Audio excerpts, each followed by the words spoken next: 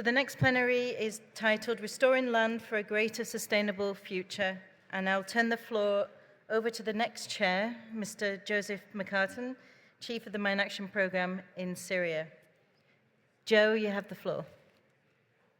Thanks, Lauren, and thank you everyone for coming to plenary number 2. As Lauren says, it's restoring land for a greener, sustainable future.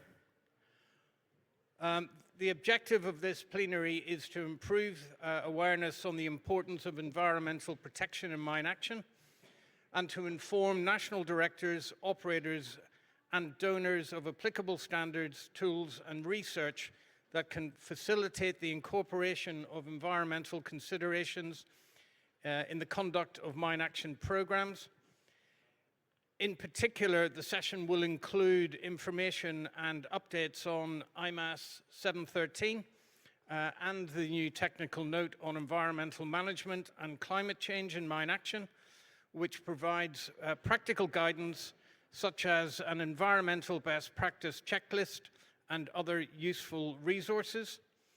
We'll also cover the Greenfield tool that sets out a framework to raise awareness around environmental issues and supports the assessment of climate and environmental risks in mine action to avoid and reduce adverse impacts. Thirdly, how partnerships with environmentally focused organizations can enable the restoration of ecosystems and support communities.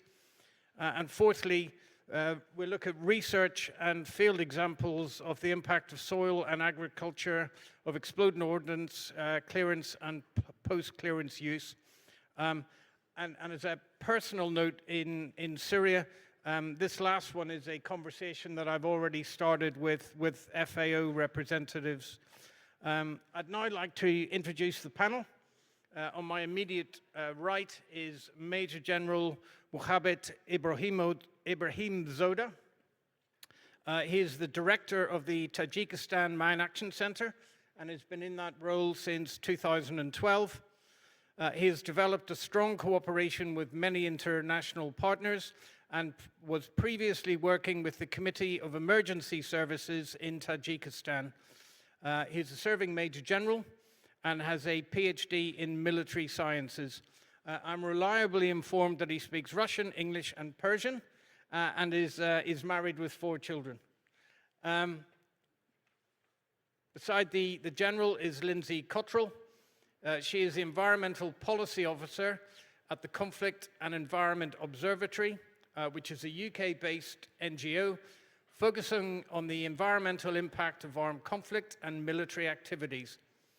Linsey has a background in environmental consultancy, has worked in the environmental sector for over 25 years, with a focus on environmental risk assessment, contaminated land, and pollution control. Beside Linsey is Gus Cottrell, who has a long career in mine action, including stints in Georgia, Iraq, and Southeast Asia. He has been the MPA Global Director of Operations for the past 3 years and has been involved in the IMAS Review Board, most recently chairing the Technical Working Group on Developing Competencies for deminers, team leaders, supervisors, and non-tech surveyors. And finally, we have Tiphaine Lucas, who is a Program Coordinator on Mine Action and Land Rehabilitation with FAO in the Ukraine. She has worked with FAO previously with the French government at the intersection of agriculture and security in the Caucasus, as well as in the Balkans, with a focus on conflict-related areas.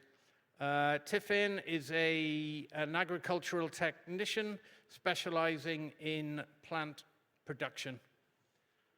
I think we'll start the plenary with Major General Ibrohimzoda.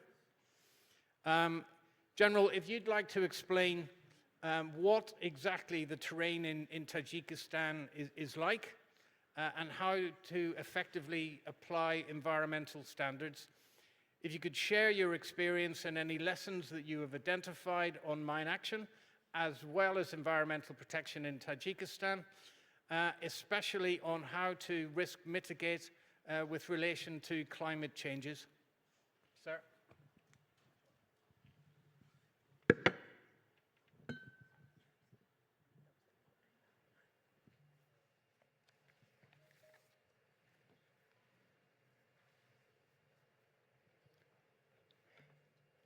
Good afternoon. Dear chairs, dear participants, dear colleagues. First of all, I would like to thank for inviting me to this plenary session devoted of the main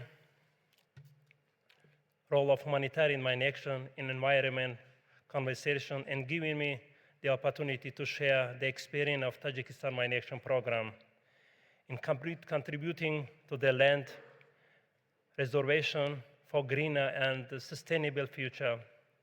As you may know, Tajikistan is a mountainous country, and the most mine and explosive ordnance contaminated areas are located in remote border areas, namely on the Tajik-Afghan border. Moreover, a significant number of population lives close to such areas. This causes loss of lives and local residents, deterioration of the population well-being and mitigation, as well as broad damage to the environment and ecological balance. Further, I will tell you what role the land release operation play for the environment conservation and climate change resilience in Tajikistan.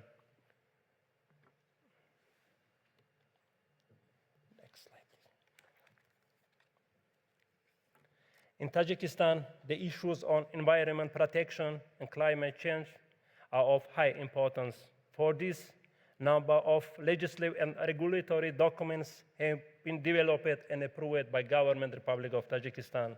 They include the Law of Republic of Tajikistan on Environment Protection, State Environmental Program of the Republic of Tajikistan for 2023-2028, Climate Change Adaptation Strategy of Republic of Tajikistan up to 2030, State Program for the Study and Protection of Glaciers of the Republic of Tajikistan for 2010 and 2030, Comprehensive and State Program for the Development of Environment Education of the Population of the Republic of Tajikistan for 2021-2025, Land Code, Water Code, etc.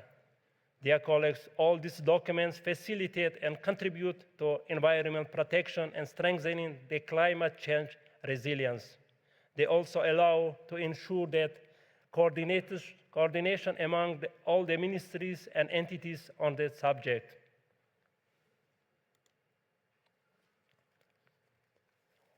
All activities under Tajikistan Mine Action Program are implemented in accordance with the law of Republic of Tajikistan on humanitarian mine action, National Strategy of the Republic of Tajikistan on humanitarian mine action, International Mine Action Standard, and National Mine Action Standard. One of the topics covered in Tajikistan National Mine Action Standard related to environment, health, and safety. All relevant aspects of the appropriate behavior and action to minimize the possibility negative impact of mine action are followed by all mine action program actors in line with these documents. I would like to add the updated International Mine Action Standards 07.13 was shared with the relevant partners and discussed with a representative of the National Committee for Environmental Protection to ensure that such aspects like prevention and mitigation of negative impact on people and environment, positive contribution to mine action, to climate change resilience of communities and sustainable livelihoods, and prevention of environment degradation, as well as compliance with national legislation, are followed by all mine action organizations in the country.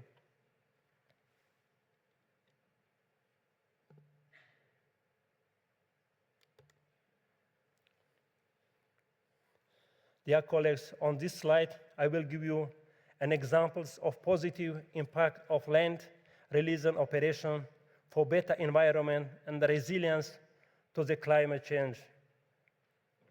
In the Panj districts, which is located to the close to Tajik-Afghan border, the humanitarian demining teams cleared the minefield located in front of channel, which was previously under the water discharge from the arable land.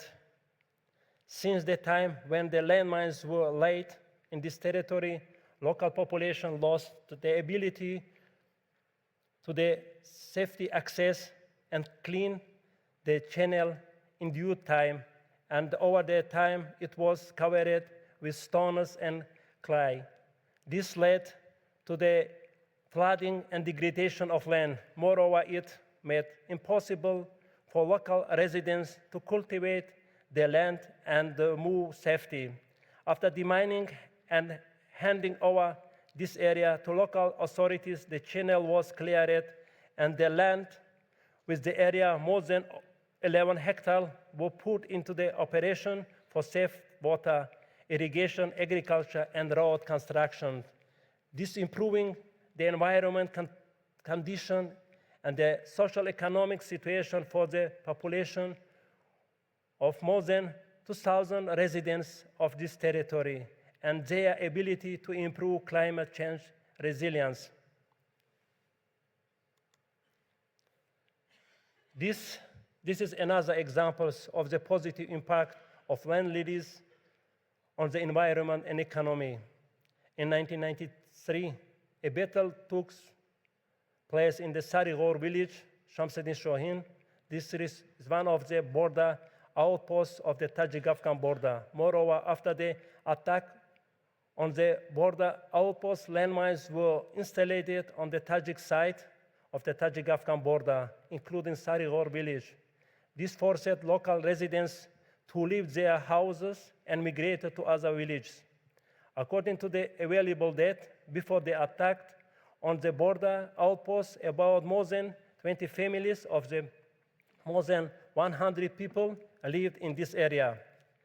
The mine clearance in this territory was complicated due to the irrigation, due to the migration of landmines caused by landslides. You can see in this landslide on these photos. Thus, the contaminated area was increased in comparison with the minefield records. After the further mine clearance, local residents began to return to their land, started building their houses, successfully launched gathering and agriculture activities. This resulted in the improved well-being of the population and contributed to the greening and prevention of environmental degradation.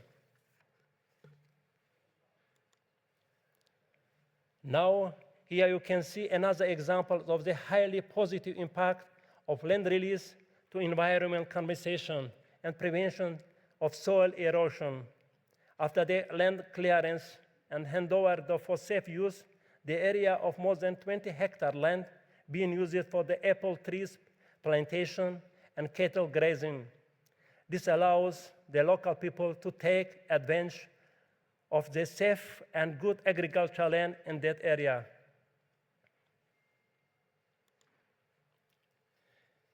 Dear colleagues, the tree planting campaign improving the environment in the country is expanding every day. This campaign is a continuation of the constructive initiative of the President of the Republic of Tajikistan, His Excellency Imam Ali Rahman, who focuses not only on green land capping in our city, but also activity participation in such campaigns.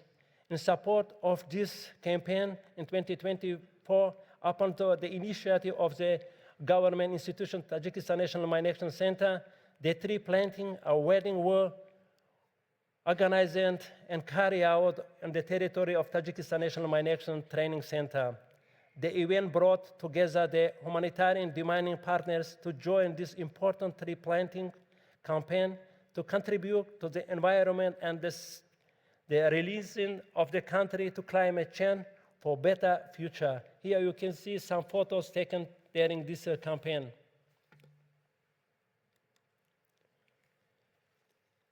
Another event results to climate change in environment was the Environment Awareness Workshop held in November 2023 by NPA with participation of the case staff of TNMAC, survey and demining teams, Ministry of Defense, FSD and OSCE.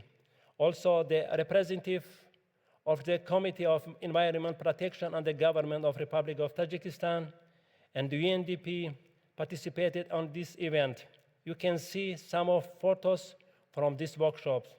These workshops was aimed to enhance understanding of the environment and climate change, to familiarize participants with the Tajikistan national laws, international mine action standards, requirements and TNMAC regulations related to environmental protection, and promote the adoption of the best practice within the mine action sector with the aim of maintaining negative environmental impact and contributing positive to sustainability. In addition, it's also to highlight that in the 2024 TNMAC, with participation of the all mine action actors, including OSCE and the International Red Cross Society, established climate change and environment working group. This working group is intended to provide technical expertise, strategic advice, and coordination all climate change and environment-related issues. Their first meeting was conducted in 2024 to discuss positive steps on how to, in mine action, continually can contribute to the environment protection. Dear colleagues, here you can see one of the female deminers currently working in the field to make Tajikistan a safe place and contribute to the environment of Tajikistan. Thank you for your attention.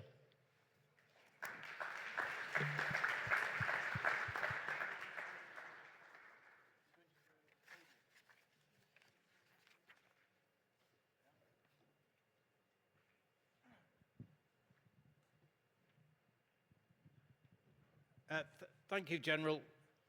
Now turning to Linsey, you've been involved with the development of the new IMAS environmental standard and also the technical note. Perhaps you could tell us about the key points that mine action directors should consider in order to integrate climate change and environmental considerations into mine action programming. Thank you, Joe. Can we change the slides from here, please?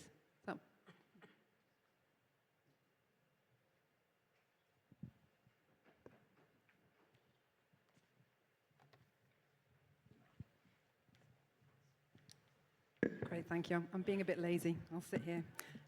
Thank you, Joe, very much. And thank you, General Major, for explaining the situation and actions being taken in Tajikistan. So the updated IMAS and the supporting technical note highlights and recognises that many conflict-affected countries are in areas considered among the most vulnerable to climate change, and they are often also less prepared to withstand the impacts of climate change, with weaker capacity and fewer options available to actually tackle the consequences.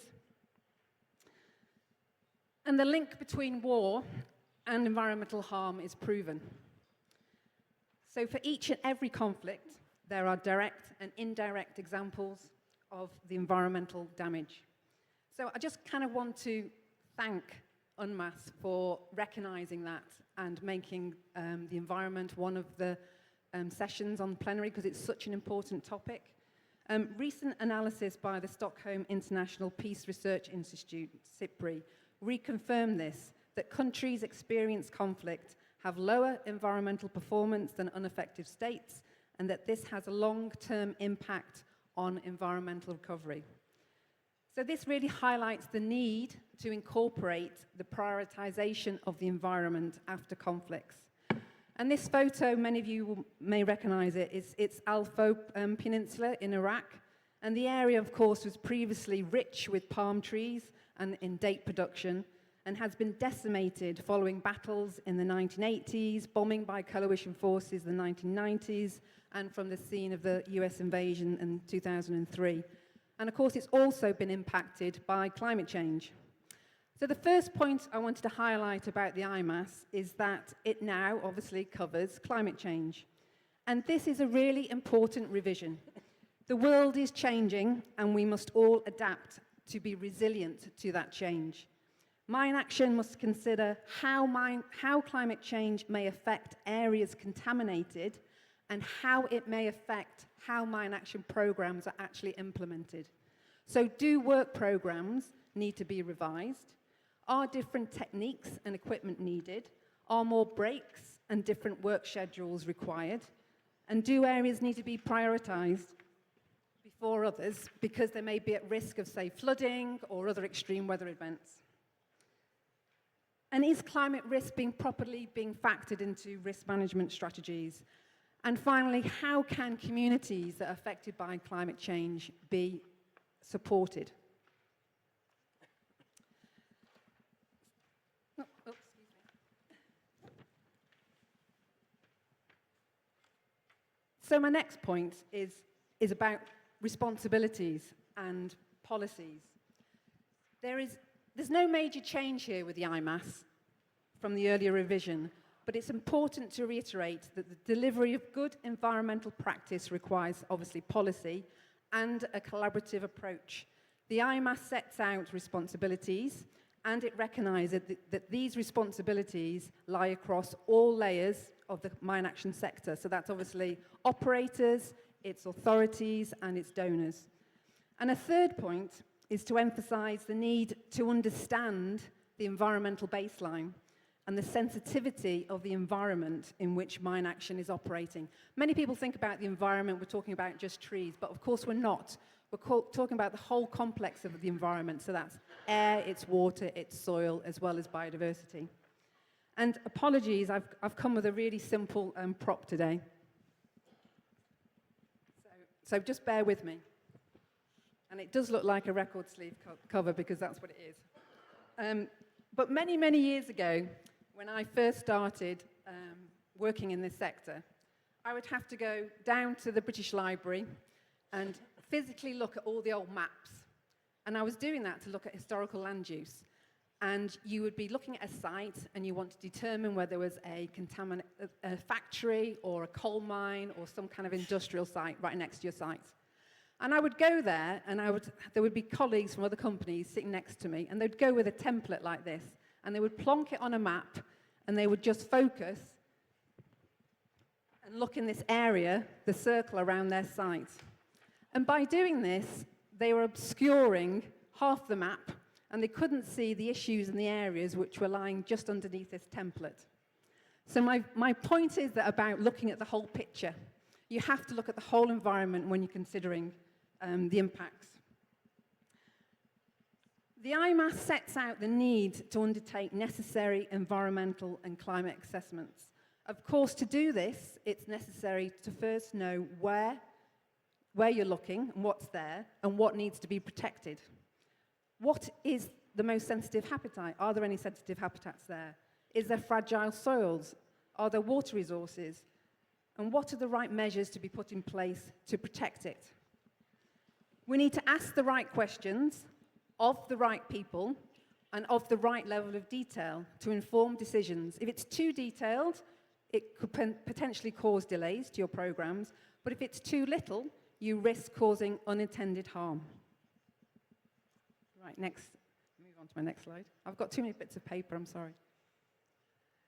So my fourth point is that the IMAS 713 specifically requires the selection of cost-effective measures to prevent and mitigate adverse environmental practices. So, of course, the goal is to leave the environment in a state that is similar to, or where possible, better than before the start of mine action operations. And this means being open to opportunities for embedding climate adaptation and environmental initiatives which could benefit communities and support nature and nature-based solutions following land release. And people can get really exhausted by the bombardment of bad news and doom and climate change doom. And as humans, we've got a really big appetite for good news stories. So we need to share examples of good practice. And as we've heard earlier, mine action authorities and mine action organisations are actually already implementing measures which can help to mitigate the environmental impact of mine action. And at the end of last year, Mine Action Review did a great publication, and their report, The Environmental Protection in Mine Action, a Review of Good Policy and Practice, actually gives some really great showcased examples of studies which show what's being done and hopefully will help to get better engagement. And some of these interventions are not actually that expensive to implement, such as more eco and efficient driving, reducing single-use plastics, replacing more sustainable materials. And this example, you've probably heard it already, but it's a really good example, simple process, MPA in Vietnam, where they've been looking to replace the use of plastic sandbag using locally grown Coban grass and traditional skills to make these sandbags instead of using the plastic ones. And these, although they may cost more in the short term, they're more durable, you need less bags, and it means they're quicker to deploy, and it also saves labour and time costs. So in the long term, it's a big positive. So the next example, like the adoption of renewable energy systems, which use solar panels and battery storage at demining camps, of course, this has got a much larger scale capital investment, but although this will give this needs an upfront investment, it also leads to long-term savings, as well as avoiding noise, for example, exhaust fumes from the use of diesel generators, and the risks from handling fuel and all the spills and risks that go with that. So widespread implementation of these measures, of course, will require increased investment to scale it up, but there are added benefits. So in other cases, there is the need for partnerships. And these partnerships may be with environmental experts to help to deliver more positive outcomes. And they may be NGOs, it might be academia, it might be environment ministers, and they can help to strengthen organizational capacity, provide these tailored solutions which are needed in certain regions, and help to align with other national environment policy, and also to support local community needs. So the photos here, again, examples taken from Mine Action Review's report at the end of last year. This includes the one from the Halo Trusts, which you may have heard earlier at the side event, but it's about where they worked with a local partner, HDO in Sri Lanka, and planted mangrove trees, which as they mature, they can serve as a nursery ground for fish stocks, so that helps biodiversity, and they're also looking to replicate that in other parts of the country. In Afghanistan, DRC built terraces using local materials and labour and planted trees on cleared land to help to reduce flash flooding, and also identified a nursery to grow trees for future reforestation. And of course, it's necessary to recognise that these challenges, building effective partnerships obviously does require time and expertise, but we also need to make sure that we champion and highlight what's working well. And this also means the need to highlight that we have to have and we have to fund dedicated environmental focal points within authorities and also within mine action organisations. Now, this doesn't mean that these environmental focal points have the sole responsibility for delivery. It can't be done like that. But they can be a point of contact, and they're needed to obviously help to understand where the gaps are, coordinate environmental initiatives, make sure there's kind of a consistency of approach, monitor what progress is being made, and also give feedback and share all those successes that we want to hear about. We know that from other sectors that sharing good practice and lessons learned and environmental data and about the challenges helps to foster innovation, and it overall improves outcomes. Also, the 2 annual reports that the Mine Action Review now do incorporate environmental criteria to help reflect the need for authorities and operators to mainstream environmental considerations in programs. So now, from last year, there's 5 criteria that have a 10% weighting on them when determining overall performance, and that includes 1 looking at policy, 1 looking at national standards, whether there's an environmental national standard, 1 asking whether environmental assessments are carried out, 1 whether mitigation measures are being applied, and another 1 looking at asking whether environmental planning is considering climate-related risks and climate change. So just to conclude, I just wanted to point out that it can seem like a really big mountain, and in the face of other big challenges, environmental challenges, especially where mine action is operating, it may seem like what we can do is a bit little too late, and it may also seem like an extra burden, but all action adds up, and we all must need to do our part to contribute to the environmental crisis that we have across the planet. So this was me, actually. I'll go back again. So in that photo, it's actually me there, 3rd from the right. And this was taken, as you can tell by the blur, from the 1990s. And we arrived as volunteers on a very desolate industrial slag heap. And we were among the first there, and it was really, really bleak. And we were asked to build some steps up this hillside, which actually went to nowhere. So, as I hinted by showing you the slide, 30 years on, it's looking a lot better. The slopes are stabilized, they're vegetated, there's trees growing on them, there's wildflowers. There's still obviously a long way to go. It's now also part of a much bigger UNESCO site, this is in northern France. But I just want to reiterate that every step helps towards that goal to make environmental improvements. So whether it's to raise awareness, to inform communities, or actually to start implementing actions, it's all important and it all contributes to making a change. Thank you.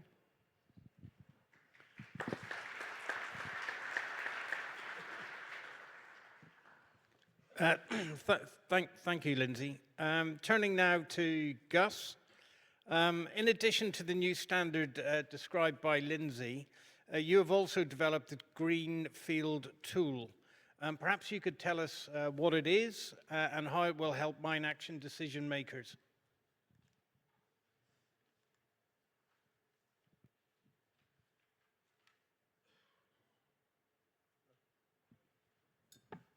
Hello?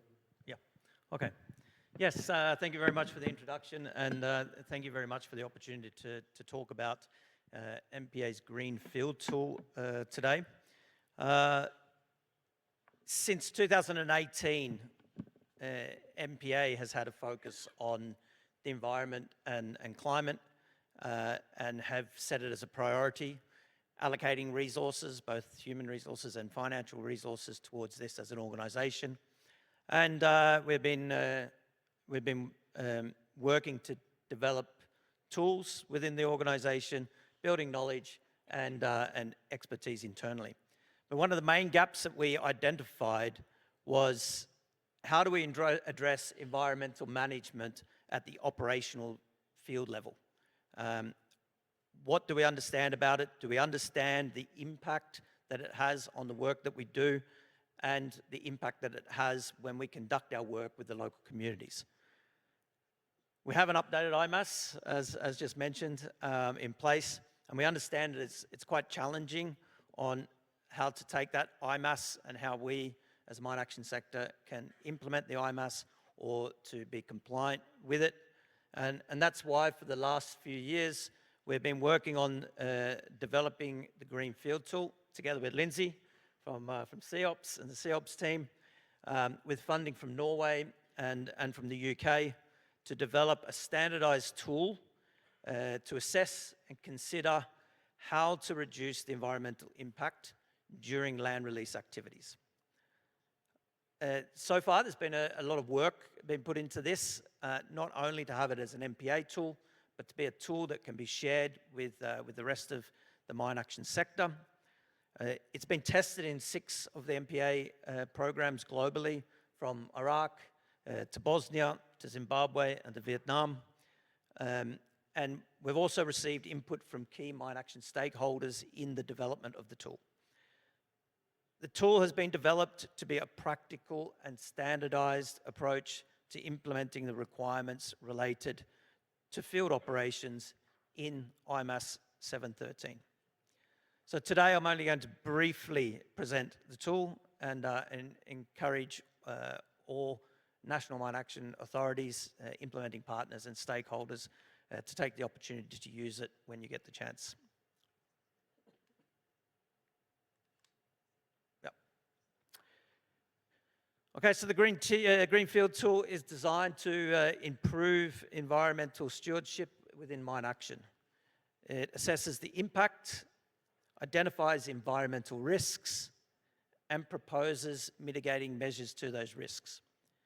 And the core aims of the tool are to raise awareness of the environmental climate and challenges, document compliance actions, minimize harm while enhancing positive outcomes, share data with stakeholders. As Linsey mentioned, it's not just the implementing partners for mine action, it's about sharing information and working with other stakeholders, improve sustainability of land release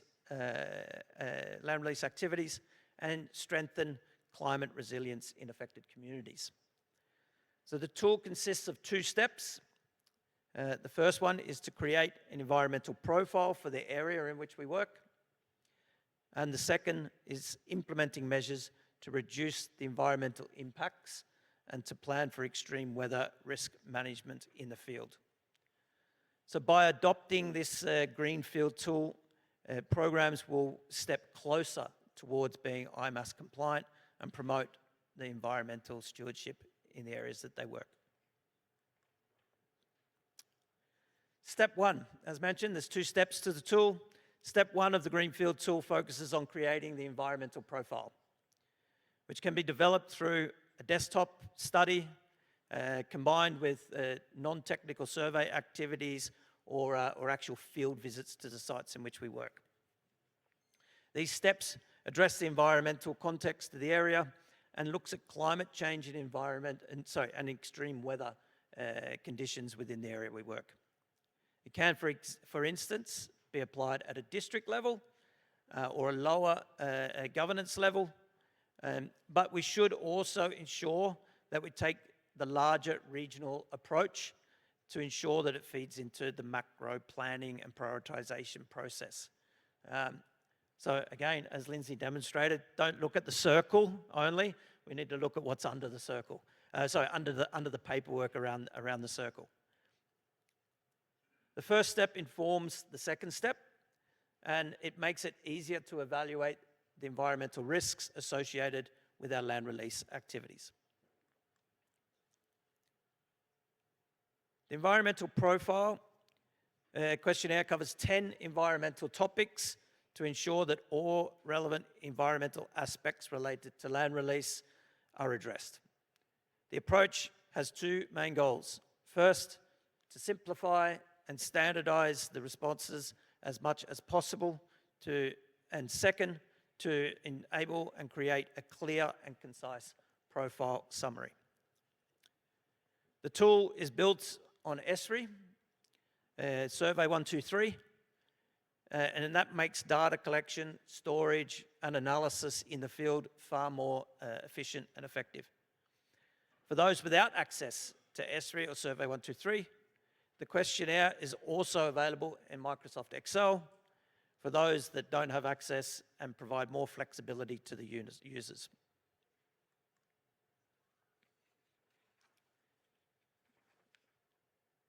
So, one of the key strengths of the Greenfield tool is its ability to support our field staff regardless of their level of environmental expertise. And that's quite important. It's a tool that's meant to be used by field staff. As you can see on the screen, it includes images and guidance for each question, making it accessible and user-friendly for everybody that uses it. This ensures that our staff can navigate the tool easily and effectively, even in challenging field conditions. By providing clear instructions and visual aids, we aim to make the tool and the environmental reporting more accessible, accurate for everybody.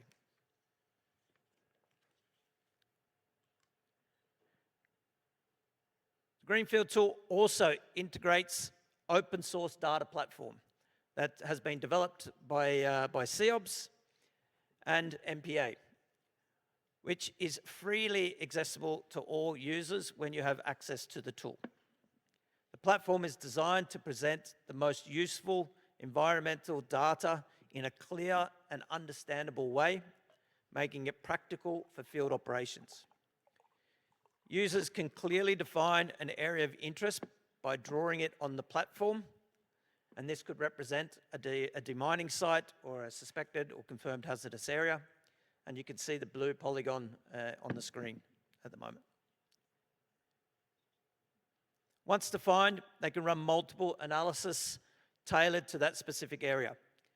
These analyses align with the categories within the environmental profile, including protected areas, biodiversity zones, soil conditions, surface water analysis, weather trends like flooding, rainfall, and more.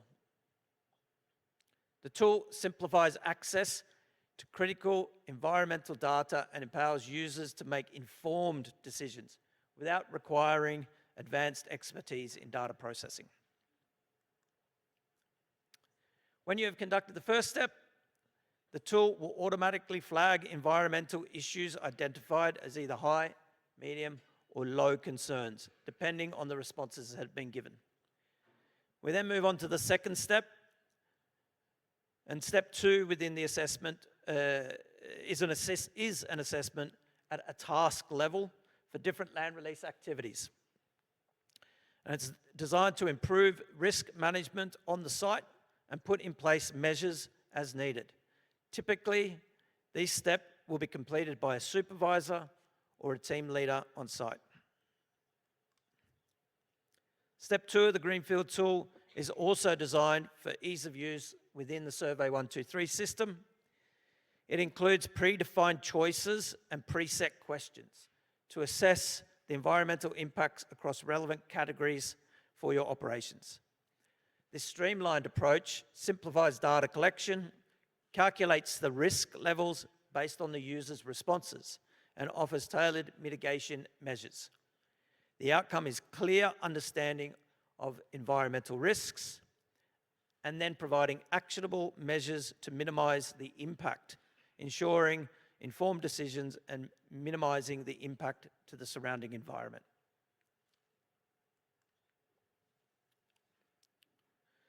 So let's dive into an example from Vietnam. We are looking at a clearance site in Tua Tien Hue province where the Greenfield tool was used last year. You can see the area that's on the screen now, which is the blue polygon. Our team combined the open source data, then combined that with field observations and community interviews to complete the first step, which was the environmental profile. The report covers 10 environmental topics, but given the time restrictions today, I will focus on just a few key highlights, and we'll pick out the local weather trends and land coverage and soil types. The report shows that the area is highly vulnerable to flooding due to its low elevation and its proximity to a major river. More importantly, this conclusion was drawn based on multiple interviews with the community and residents that are living in this area, and this information is essential for developing an operational plan to mitigate the risks that prevent delays in field work. It allows, it also shows that the land is mainly used for plantations, residual buildings, and infrastructure. So understanding the types of soil in the area is essential for clearance operations.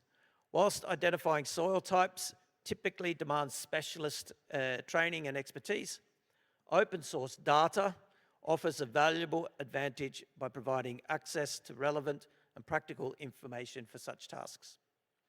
In this case, the site was found to have clay as its primary soil type and sandy soil as its secondary type.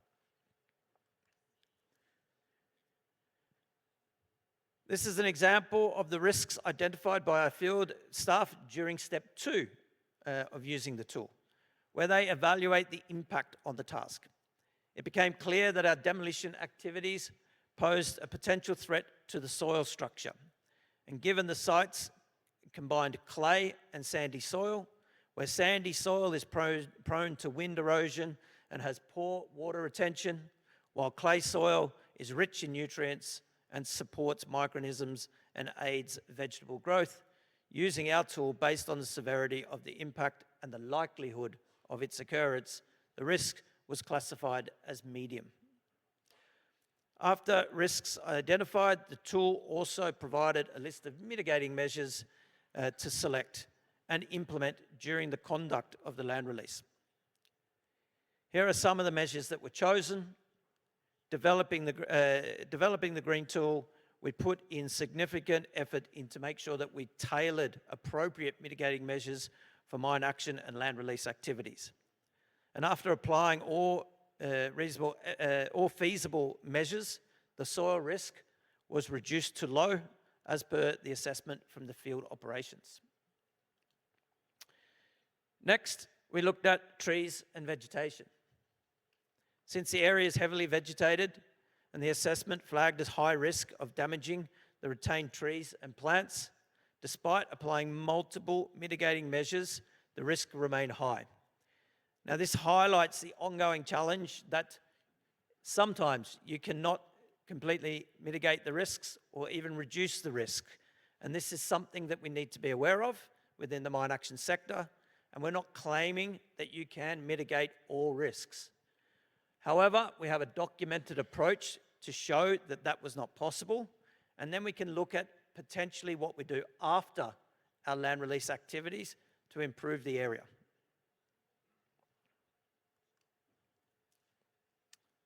So where do we find the tool? At MPA, where we are excited to be rolling out this tool across all of our global programs and integrating it seamlessly into all of our operations. We're eager to share our experiences with using the tool, and we're committed to making this widely accessible. So the Greenfield tool is available for free on the Environmental Issues in Mine Action Working Group website, complete with templates for Survey 123 that you can use, and Microsoft Excel if you do not use Survey 123. It has comprehensive guidebooks and training videos to help users to self-learn how to use the tool. This ensures that anyone interested can benefit from the innovative tool, enhancing environmental stewardship in mine action worldwide. There is a side event on this tomorrow, which will go into a lot more detail on the tool. And I encourage everybody that is interested to attend this important side event where you will become not only delve into the tool further, but come one step closer to being IMAS 713 compliant. Thank you very much.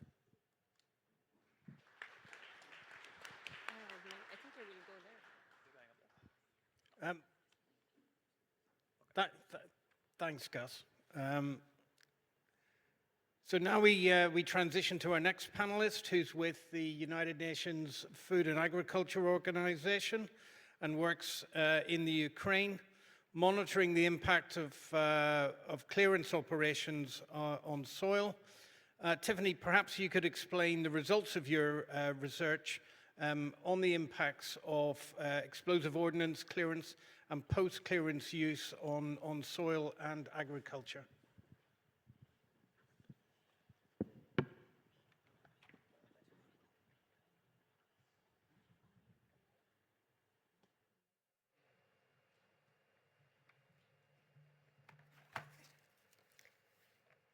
Good afternoon, everyone. Today, I would like to share with you our experience in integrating a productive ecosystem in mine action in Ukraine. So what are productive ecosystems? They are ecosystems, natural environment that support the production of food and water. They are what the people are using in order to access the necessary goods for their survivals. Here I would like to add that in Ukraine, we are not speaking of the goods that are necessary for the survival of Ukrainian people, but we are also speaking about the goods that are necessary for many countries, food insecure, that are having a relationship with Ukraine of importers.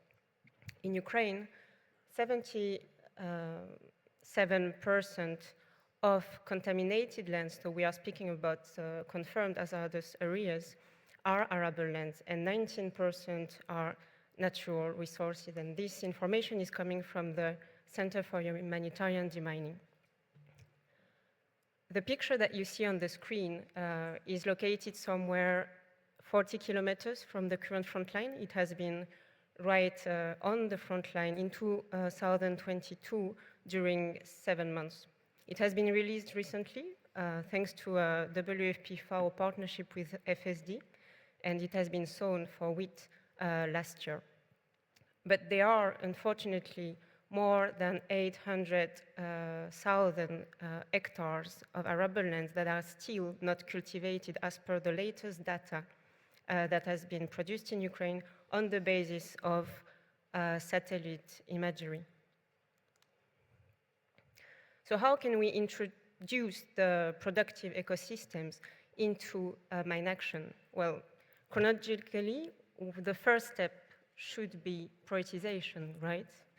You see on the screen the 4 pillars of the current prioritization system the Ministry of Economy and its team is working on in Ukraine.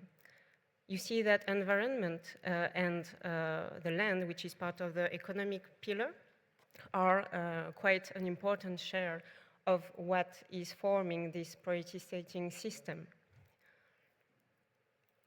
The elements that are highlighted in yellow are supported by FAO. Technically, we try to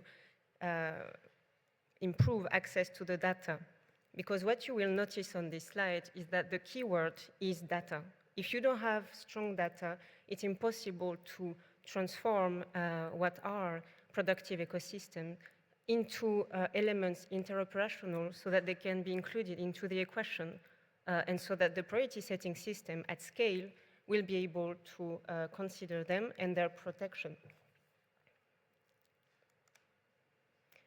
Speaking about the robustness of data, so coming back to that, you see that in the environmental pillar, you have different information. So you have, for instance, the assessment of all artillery impact in the country. So this is something that is produced based on high-resolution imagery. FAO so far has identified more than 1 million artillery impact in only 3 frontline oblasts, Kharkiv, Mykolaiv, and Kherson. And this impact, unfortunately, might have a potential consequence on the productive ecosystem and its utility for food production. Another part of this data is soil characteristics. So that was presented a bit by NPA. The digitalization of the soil inventory is extremely important so that it can also be something that can be included into the equation. And soil pollution, or I would rather say the potentiality of soil pollution, is also something that the government would like to integrate into this system. We considered that as a FAO, we had the capacity to support this effort, and seeing the will from the government to include more parameters related to the environment and to agriculture, we managed to get the means in order to support this effort. But this data set is extremely intricate. It is very difficult to ensure that data sets related to soil pollution would be harmonized enough and scientifically grounded enough so that it could be used and extrapolated to form one part of the data used for prioritization of arable lands. So part of our work in Ukraine jointly with the government is to work on the technical protocols that are guiding institutions analyzing soil pollution in the context of land warfare. The government has created a working group. This is led by the Ministry of Agriculture. It integrates the Ministry of Defense, the Ministry of Environment, the Ministry of Economy, and I think it's a great example of how the government is joining forces in order to ensure that all these data will be interoperational. And with this strong information, further we can ensure that this will be reflected into the prioritization scheme. If we speak about potential pollution, very briefly, what is assessed as at today? The traces of explosives, petroleum, hydrocarbons, and here we pay specific attention to polycyclic aromatic hydrocarbons, which are typical pollutants that are created in the cases of fires in anaerobic conditions. So very simply, it means the fires that are created by explosions. So unfortunately, you might imagine that this is quite common in Ukraine. And we also monitor traces elements, so heavy metals, they are called. As at today, the government is reviewing the harmonized protocol for soil sampling and laboratory analysis under this working group, for which FAO is technical convener. And when this protocol will be endorsed by the government, further, all operators that are investigating will be able to contribute to the system of prioritization and hence to contribute to the recovery policy of the country. I wanted to then, from prioritization, move to the stage of operations. And I think the presentation of NPA was really useful to understand that this is an obligation of mean, but it cannot be an obligation of results because the damage to soils cannot always be managed during operations. So we can do certain things, we can advise certain things, but we are constrained by the SOPs. The mine action operator has to release the land. The mine action operator has to ensure that lives are saved through this operation. And while we can provide specific advice, it is really not in our objective or interest to slow down the operations themselves. Few examples of what we tend to advise, and I think it meets also the green tool. Adapting the use of heavy machinery is important, depending on which kind of soils you are working. So obviously, soils that are sandy might be more fragile, while soils that are clayish might have a capacity to regenerate that is better. But this said, there are certain damage that can become irreversible. You may know that it takes thousands of years to create 1 centimeter of topsoil. And for instance, working in humid conditions with heavy machines might have an impact that cannot be compensated later. So this is something that we try to raise awareness on. We had certain workshops with the teams of UNOPS, for instance, this year. And it's something that we would be glad to continue with different mine action operators and partners. We have way more margin to act after land release. After land release, we can work together with the farmers, with the farming communities in order to understand, constrained by what they want and by the seasonality, what is possible to compensate, to improve the structure of the soil. This is not really easy when it comes to field operations. You have on the screen one picture from a field in Yeremivka. It's somewhere also 30 kilometers from the current front line in Kharkiv Oblast.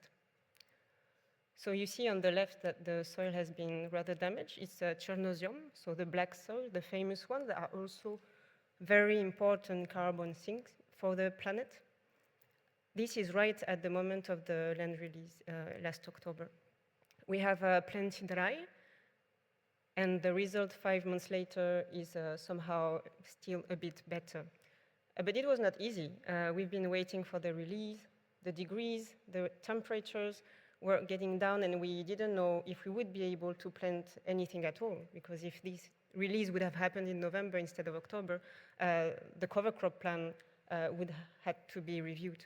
So it demands a lot of effort from two very different technical actors, such as FAO, a technical agency for agriculture, and FSD in this specific case, that is a mine action operator. We speak different languages, but we are technicians, so we always come with rather practical solutions. So in this case scenario, we amended a bit our planting scheme, and we could manage in time.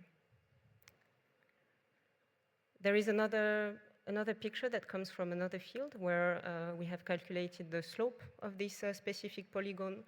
There is a river down on the left, and the presence of this river means that the landscape has to be considered and the slope when using heavy machinery. Unfortunately, this coincided with certain concentrations of cadmium and nickel. It's not that common, but in this specific case scenario, it happened. I am a bit cheating here because this one is not from Ukraine. This one is from Caucasus.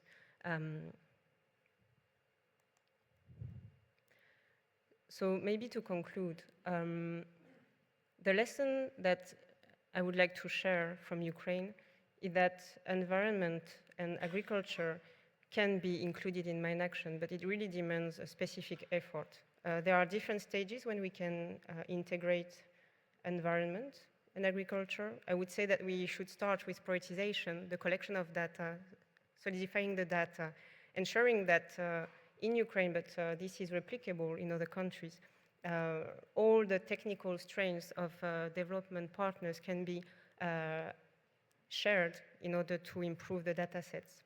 Because really, anything that is not translated into data, unfortunately, is invisible. Through operation, we can work together with the mine action players, but this, as we discussed, is quite constrained. And the post-clearance investment with the farming communities is really what matters from what we see in Ukraine, and I'm quite sure that's the case in many countries. Mine action is the key and fundamental starting point. Clearance enables recovery, is a prelude for economic growth as well. But this follow-up really requires us together to be coordinated and to plan jointly. What we see in Ukraine is that the humanitarian development nexus is real. It's really something that we concretized, but it takes an effort. It has to be financed as well.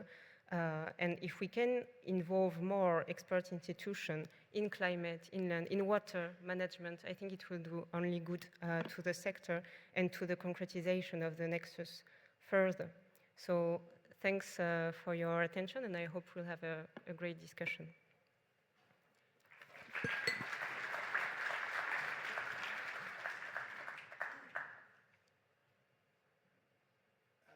Thanks, Tiphaine. I think we have a few minutes left in order to take interventions or questions from the floor before going back to the panel and getting a concluding remark. I'd like to invite Andrew Griffiths of the FCDO, who funded the Greenfield tool, to perhaps give his perspective on the need to consider environmental considerations when conducting mine clearance operations. Andrew? Hey, thank you very much, and congratulations to all the panelists on a really great session. And I'd just like to echo the comments of one, that it is great to see environmental considerations as a plenary session, mainstreaming it into the sector. I don't have much more to say because I think the panelists have covered it so well. It was great to hear from the examples of Tajikistan and Ukraine, countries already demonstrating environmental sensitivity. And it was really gratifying to hear how the Greenfield tool work has developed, and I'm very pleased that the UK, along with Norway, was able to contribute funding to that. I mean, from my perspective, I think it is absolutely vital that environmental considerations are mainstreamed into the mine action sector. For the reasons given, which I just wanted to underline, the fact that we're working in so many countries, so many fragile countries who are incredibly vulnerable to climate change, the fact that demining does itself contribute to environmental harm as a necessary part of the process.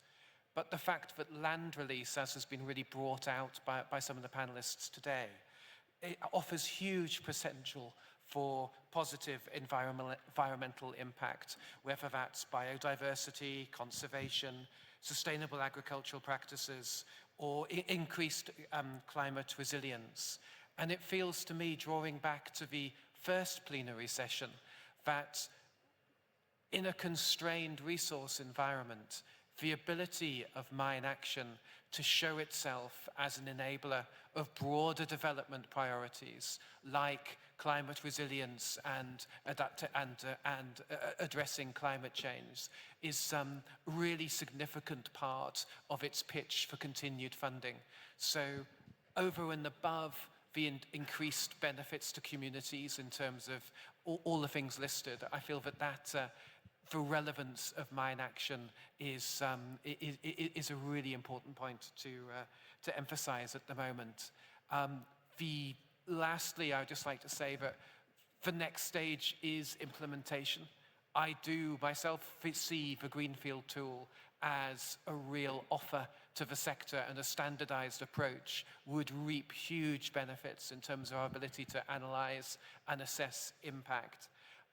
The UK already requires in all of its contracts a degree of an environmental strategy and work plan, and we will certainly be looking at introducing the Greenfield tool as part of our criteria moving forward.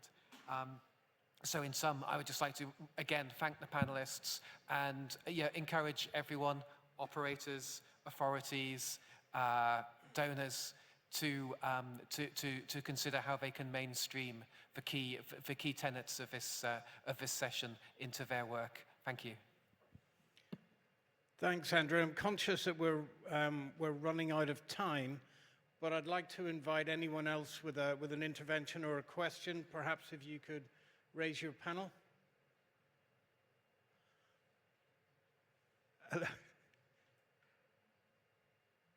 Yeah, thanks so much. I'm with the Danish Refugee Council, and we've just recently published a study on the importance of Nexus and how we can better measure outcomes. So it speaks directly to what Andrew just mentioned. So I just wanted to hear from the panel a little bit more clarity around what you think, where we can go in terms of standards, and what kind of partnerships may be needed in specific contexts. And I'd also like to invite everyone to our side event tomorrow morning that touches upon that. Thank you.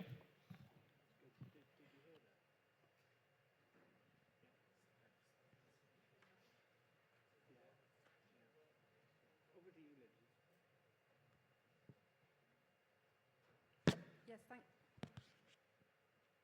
thanks for the question.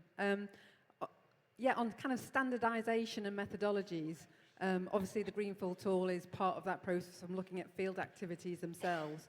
But one of the gaps we've still got is looking at post-clearance impacts as well, and that long-term impact. And I think there's quite a limited understanding at the moment as to what that overall long-term impact is. And it'll be, with the DRC's work and also Muhabbat, you'll hear tomorrow if you come to the side event at 8 o'clock, please do, about their pilot that they've done in Cambodia on impact assessment. So we need to get that much better understanding of what actually happens post-clearance, and that will help inform actions, the positive actions that can be taken to improve how the land is used after clearance. I think that's really important that we get that standardized approach. Just I would like to mention that with regards to our condition, as you may know, our condition is mountains, and it's completely different with the other countries. And which I showed during my presentation, we have developed a lot of regulatory documents which just following all the procedures with regards to the environment aspects. And also we make some changes in our national mine action standards, which following the IMAS 713, which now give us a lot of chance to improve our partnership and cooperation with the other entities with regards to this issue environment. Thank you.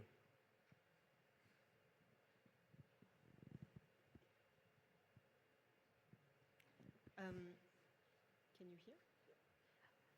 I would like to add that this is also a political decision. It's really something that it has to be driven by the governments. I think in Ukraine we are lucky enough that agriculture is such a part of the economy, and the understanding of the value, the multifunctionality of these lands in terms of landscape, in terms of economic return on the investment, this is really clear, and the government has aligned. But the start of integrating environment in mine action is really the will of the government, I would say.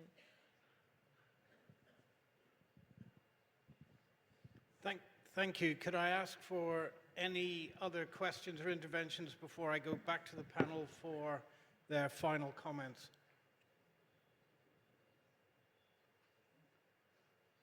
No?